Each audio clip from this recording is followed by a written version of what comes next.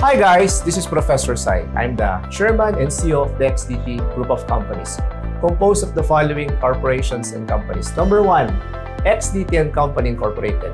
Number 2, Flight Travel Express. And number 3, A&A Consulting.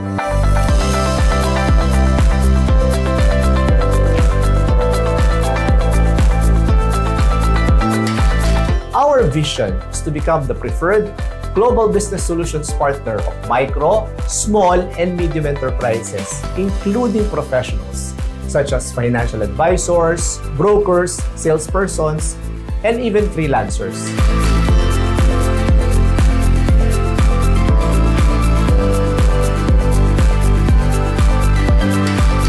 Our mission is to provide services in the field of taxation, accounting, and business advisory on matters of investments, real estate, life and non-life insurances, and even flight and travel. Hi, I'm Ato Echevarri, a satisfied client of XDT and Company since 2021. As an HR consultant, XDT takes care of my tax needs, which gives you the peace of mind and the ease to do business. Sang ka pa? We deliver quality, value, and excellence to clients, customers, and even to our shareholders through the passion, competence, and integrity of our people, of our associates, and the company as a whole.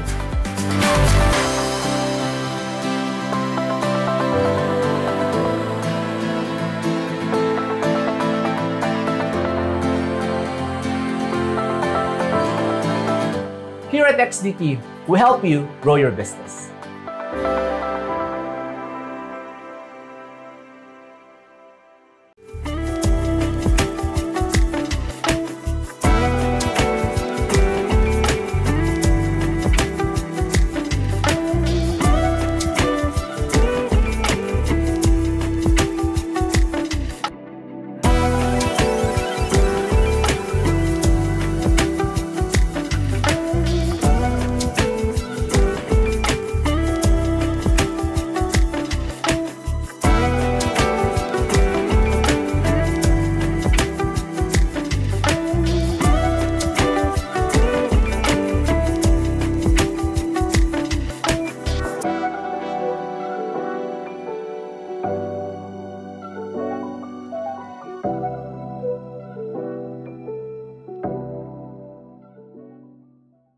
Hello! Welcome and mabuhay! So, ang talk show na ito ay tungkol sa mga taxes, businesses, and advisories. Yes, tama ka dyan, VJ Mark. At alam ko makakatulong to sa mga manonood natin na kabuwisenyo at kabuwisenya. Yes, bago ang lahat, pakilala muna natin ang ating sarili. I'm your VJ Shannon. And I'm VJ Mark. At ito ang The Coffee House Chat Behind the Notes.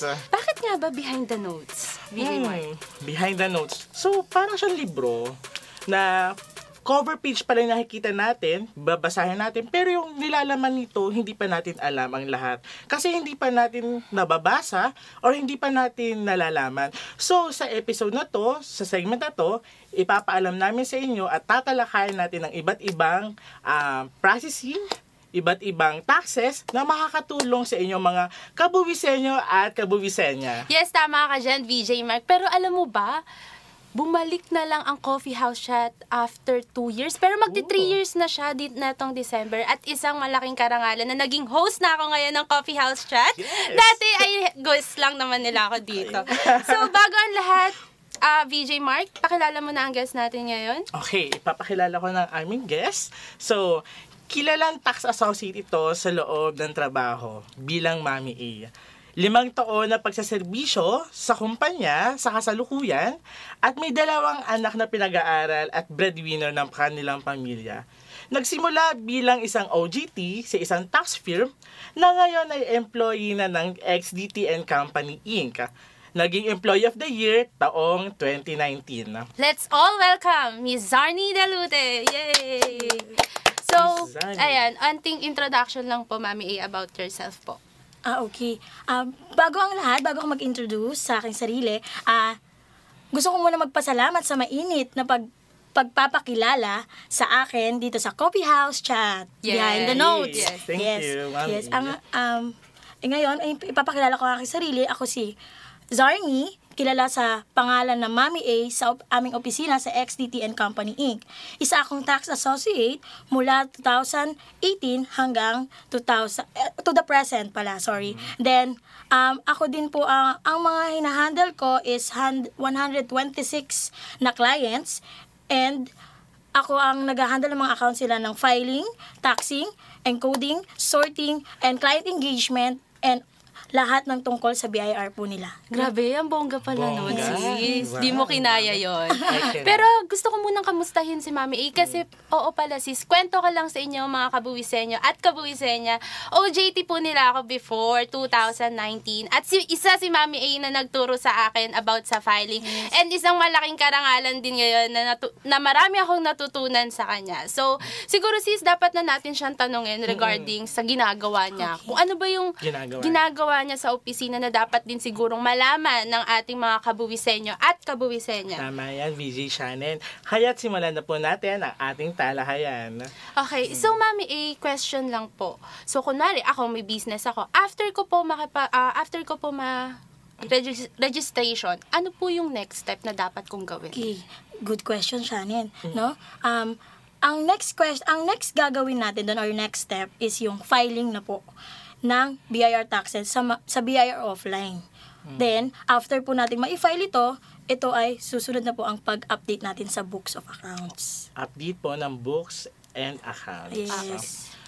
Go, VJ Mark. So, for next question naman, Mami A. So, yung friend ko kasi, scenario to, yung friend ko kasi, ang dami do open cases sa BIR. Bakit ganun? So, saan ba nagagaling yung mga tinatawag na open cases? Since naririnig ko rin yan, open cases. So, anong kailangan gawin kapag may ganun? Okay. Thank you, Mark. Ang open cases ay nakukuha sa BIR once na magpa-verify tayo ng ating business. Nagkakaroon tayo ng open cases once na hindi tayo nakakapag-file sa tamang deadline. At yun ay nagkakaroon ng penalties.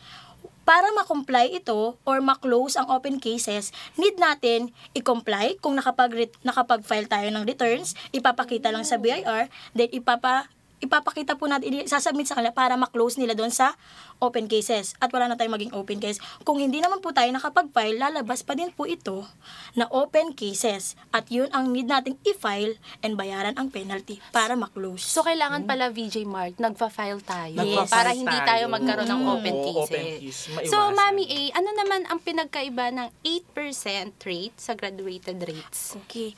Ang 8% at ang 8% and 3% ay para sa mga non-VAT register. So, ang 8%, ito yung meron ka ditong tax exemption na 250,000 sa loob ng isang taon. Kung lumagpas po tayo sa 250,000, doon lang po tayo makukumputan ng tax payable na 8% sa excess sa 250,000. Sa 3% naman, dito naman, may binabayaran tayong 3% na income every quarterly percentage tax. Hindi katulad ng 8% na wala tayong babayaran every quarterly percentage tax. Pero sa 3% meron. At ang 3%, ginagamitan natin ito ng expenses receipt doon sa quarterly income tax return. Pero sa 8%, wala po tayong gagamiting expenses receipt. Pero Mami A, additional lang, ano yung advisable sa inyo? Kunwari, ako yung client nyo, ano yung i-advise nyo sa akin kung 8% ba or dun tayo sa graduated rates? Sa akin kasi, ang mai-advise ko sa iyo kung ikaw ay isang professional at hindi naman, syempre, ang isang professional hindi naman mahilig mag-keep ng mga resibo. Yes po. Ng mga expenses na ginagamit natin. Ang mai-suggest ko sa iyo is 8%. 8%. Para less hassle, di ka na mag-iisip ng mga, itatabi yung mga resibo, file na lang ng income mo. Nice. Okay, VJ Mark, So, next question. Dapat pala alam talaga ng mga kabuwisenyo at kabuwisenya kung saan sila papatak para hindi sila mahirapan sa filing. So with the help of Mami A, yun nga, sinabi niya yung breakdown kung para saan ba ginagamit yung mga percentages na yun. So ang next question naman is, ano ang dapat kong piliin ko sakali? Non-VAT or VAT? Okay, yun. It depends kung ano yung pipiliin natin, non-VAT or VAT register. Kasi ang non-VAT, kung ang sa tingin nyo po is ang income nyo is hindi lumagpas ng 3M, ang i-register po natin is non-VAT. pag ang sa tingin nyo naman po, ang income ninyo ay lalagpas ng 3 million, so, ang register po natin dapat is VAT register po. VAT register. VAT register. Depende sa income. Okay. So, ganun pala yun. So, Mami A, next question po. Sa COR, or tinatawag natin sa mga kabuwisenyo at kabuwisenyo natin dyan, ang COR po natin ay Certificate of Registration. Tama ba Yes, ako, Mami tama A? po, BJ So, Janet. sa COR, ano ang tinatawag na tax type po? Okay. Ang tax type ay matatagpuan sa Certificate of Registration natin once na na-register tayo sa BIR. Yun yung tax type, yun yung mga pinapile, yun yung mga dapat nating i-file sa BIR. Yun po yung makikita sa COR. So, paano naman, Mami A, kung hindi ka nakapag-file ng deadline, ano yung pwedeng mangyari? Yun nga yung sabi ko kanina, magkakaroon po tayo ng penalties. Or yung open Yes, case po. open case and penalties. Then, kung may amount naman po ito, hindi lang penalties ang ating babayaran. So, may surcharge and interest pa siya.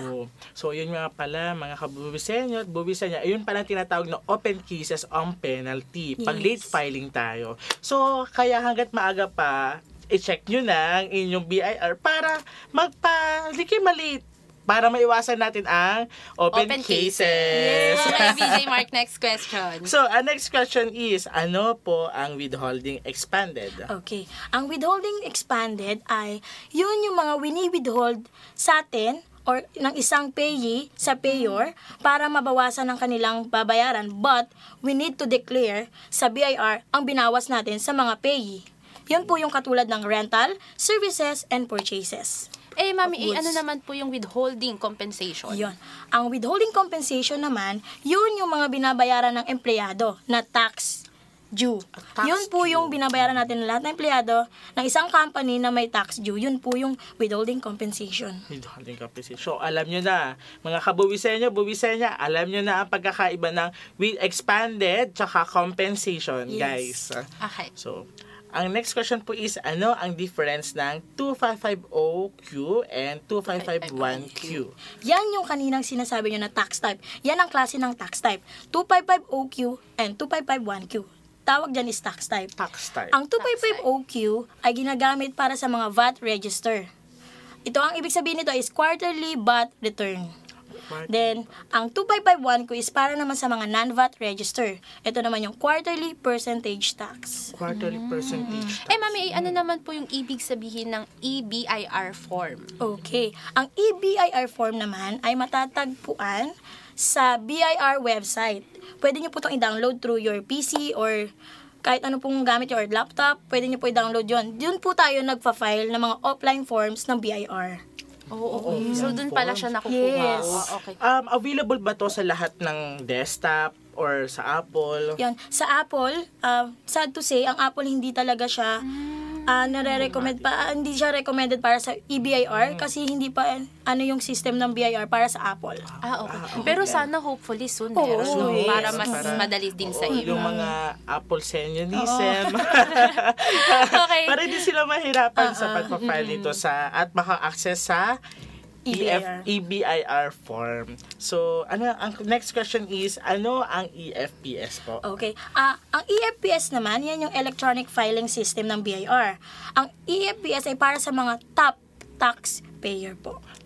Eh, sino naman And po yung mga nagsisell ng mga government. Okay. Eh, sino naman po yung mga record dito? Yan Para po. lang alam ng mga kabuwisenyo at kabuwisenyo natin ngayon. Yes. Tama. Busy Yung, siya. ang mga ano dito, ang qualified para sa EFPS, yung mga nagtatransact sa governments, kasi nire-required sila, lalo na kung nagbibidding tayo. So, nire-required talaga yung EFPS na mag-register sila. And yung mga EFPS din, ang mga required din dito is yung mga top nga po, top taxpayer. Okay. Yung mga bigatin na Parang kumpanya. ikaw, VJ Yes. Mars. Bigatin. Pero bigatin sa pagmamahal. Pagmamahal or wait? Pagmamahal. Pagmamahal. sis. Okay. Okay, next question. So, ang next question is, ano po ang mixed income earner? Okay. Ang mixed income earner naman po, yun yung maraming income na pinagkukunan. Kunwari, example, isa akong professional, isa din akong freelancer, isa din akong employee, isa din akong lahat na. So, Paano, Mami, ipasok din ba dyan yung mga vlogger? Yes, pasok Okay, yan. pasok Kung din marami ba? ka talagang pinagkukuhanan ng income. Yan ang tinatawag okay. na How mixed about earner. online seller? Pasok din ba Pasok siya? din Oh, siya. pasok din pala. Basta marami kang pinagkukunan ng income. Multiple. Multiple. Ganon. Okay. So, Mami A, ano naman yung ITR? Pina-file din ba to? Or required din ba tong i-file? Okay. Yes, required yon sa lahat ng taxpayer, lalo na yung mga registered na business and mga professional, required ang ITR. Kung ang tinatawag yata natin ng ITR, para lang sa kaalaman ng kabuwisenyo at kabuwisenyo, ito yung income tax return. Yes, Tama po. po. May quarterly and may annual. So, ano pa pagkakaiba ng quarterly at annual? Okay. Actually, ang annual, yun yung pinaka-summary ng buong income nyo mula buong isang taon. Ang quarterly naman kasi, hinahati lang para hindi masyadong mabigat yung pagbabayad natin ng buwis. Oh, okay. So, quarterly, it's either, tama ba? 3 months? Every Yes po. 3 months. Yes, yes. So, by quarter 1, 2, 3, and 4. So, every quarter, we have 3 months, mga kabuwisenyo and kabuwisenya. So, ang next question po is, ano ang difference ng BIR form 1701A and 1701? Okay, ang pinagkaiba, ang difference ng 1701A and 1701Q, ay 1701, kasi ang 1701A ay ginagamit ng mga professional, like real estate, financial advisor, mga freelancer, basta lahat po ng mga professional.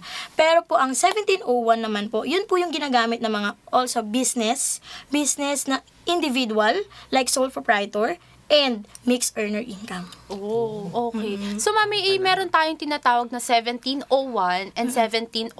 Ano naman yung pinagkaiba nila? Yan. Ang 1701 naman, yun nga yung sabi ko kanina, Yes. for business and non-individual, individual sole proprietor, mga ganon, na business, and mga professional and mixed earner. Ang 1702 naman, para naman ito sa mga non-individual.